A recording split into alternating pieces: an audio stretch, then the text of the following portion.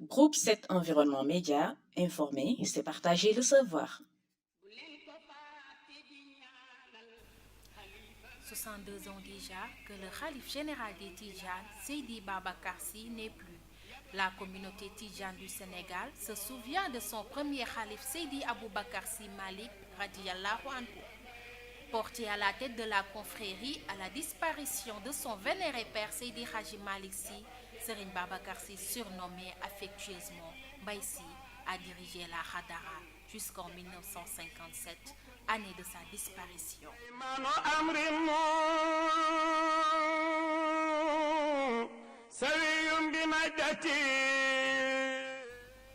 Né de Seydi Hadji Malik Sy et de Mame Rokhaya Ndiaye en 1885 à Saint-Louis, il était sans nul doute l'un des plus doués de sa génération. Avant même la disparition de son père, il s'était fait remarquer par son érudition, sa grande sagesse, mais aussi et surtout son orthodoxie et son respect strict des recommandations divines. Pour un homme d'esprit, Serigne Babacar Sy n'affichait pas seulement le calibre d'un marabout repu à la tâche, mais d'une fin intellectuelle qui faisait l'unanimité autour de son œuvre. Riche de la démarche et de l'apparat d'un homme de science, toute sa vie, Serigne Babacar Sy l'a consacrée à la science, celle de la spiritualité qui a marqué trois dimensions dans son destin, l'islam, la tariqa et la daïra. Il s'agit pour lui d'un patrimoine qu'il fallait tenir haut, puis donner en héritage et dont le symbole est, pour toujours, lié à sa personne entre dévouement et don de soi. Après avoir fait ses humanités à Saint-Louis, où il apprit le Coran et la charia, il devient le plus grand savant de sa génération, qui apprit vite, enseigne et écrit. Toutes ces dimensions étaient à la fois à la portée de sa fine intelligence et de sa conviction au regard de sa mission, car il sut depuis le début qu'ils étaient destinés à mener cette mission. Il était encore convaincu qu'il avait été choisi. En effet, l'attitude de Serigne Babacar Sy a toujours confirmé la position d'un homme de Dieu qui, sans conteste, est un perfectionniste de nature, la quête du savoir étant un impératif pour lui. Il n'hésitait pas à rappeler que l'on peut appeler la santé intellectuelle à ceci de particulier, qu'elle peut être ruinée par le soleil, la graisse et le thé, qui peut provoquer chez l'individu un éternel étourdissement. Ici ajoute une remarquable appréhension des attitudes nourries à la sève des valeurs traditionnelles et qui font qu'un Wolof soit philosophe pour les autres, un Serer digne de confiance, un Lébou membre d'une société secrète.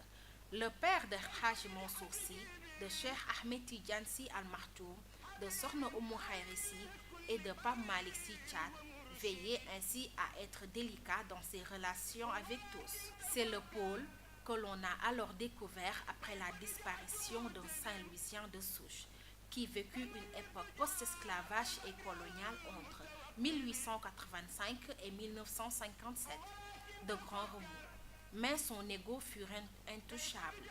Il était resté maître de son destin et dans un élan généreux, mais encore pragmatique.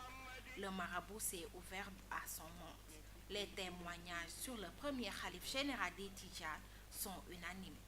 Ils sont encore empreints de la solitude de l'homme pour les fidèles de la cour de son vénéré père, Seydi Hadji Malik Sy, fondateur de la tariqa, dont il a tenu à assurer une continuité de l'héritage à tous les niveaux et particulièrement à travers les daïras qui avaient dès lors le rôle d'éduquer mais surtout de consolider les acquis de la Tijaniya chez cette frange d'une grande sensibilité et qui avait fait de la religion un chemin de salut. Et lui était convaincu du caractère spirituel de sa mission de chef de confrérie islamique. Guidé par sa droiture, il a su par sincérité et sa foi se forger un destin de meneur d'hommes. Il a ainsi créé les premières daïras du Sénégal, ces clubs religieux où se forment les adeptes de la religion en 1932, 70 ans après qu'il ait remplacé son père et Wassila Borom Djivaouane. Le deuxième fils de Sokhna Rokhaya Ndiaye avec le Cheikh avait fini par inscrire une part d'histoire sur le terrain religieux au Sénégal. Par ailleurs, Serigne Babacar Sy est un homme de culture qui s'est tantôt penché sur la trajectoire des figures historiques de la religion islamique au Sénégal et ailleurs, pour en sortir de la lumière. En effet, Mbaye, comme l'appelaient affectueusement ses proches, était un poète dont l'âme qui s'inspirait des œuvres connues ou méconnues de ces notables qu'il considérait comme les ambassadeurs de l'islam. Ces vers, qui portaient ainsi une marque d'estime, étaient encore le témoignage de sa reconnaissance, de sa fraternité et surtout de sa grande culture, un fait qu'il mit en œuvre à travers plusieurs poèmes sur le prophète sallallahu alayhi wa sallam, sur Cheikh Ahmed Tidiane Abdul Abbas Sherif, fondateur de la Tijaniya, et sur son père, El Haji Malik Sy radiallahu anhu. Il écrit notamment son poème des plus célèbres sur l'homme de Fès, Min Sabilin, dans une autre dimension, sublime le cher et montre une autre facette de son auteur, qui n'en fut pas moins un digne successeur de Seydi Haji Malik Sy radiallahu anhu, pour oser, dans un contexte qui, complexe que celui marquant le règne du colonisateur, dénoncer le manque d'ambition des Français, mais aussi et surtout la conscience des chefs politiques sénégalais inspirés par la politique politicienne. L'homme au bonnet carré soutenait que l'envoi de grands missionnaires, la France est passée à l'expédition de simples salariés au Sénégal. Les impénitents prirent le chemin inverse. La rupture brutale avec la France fut à l'origine d'un déséquilibre total en matière politique. Il aura été ainsi un citoyen engagé au front pour contribuer à l'ordre public, mais aussi à définir la République telle que conçue alors par les indigènes. Il faut dire que Serigne Babacar Sy a marqué son khalifa au point que les jeunes générations en font encore leur modèle spirituel. Quand il fut rappelé à Dieu à l'âge de 72 ans, un 25 mars 1957, Serigne Babacar Sy venait de fermer une page. Riche à tout point de vue, diront encore quelques chercheurs. De tous ceux qui ont visité son œuvre, le témoignage reste le même.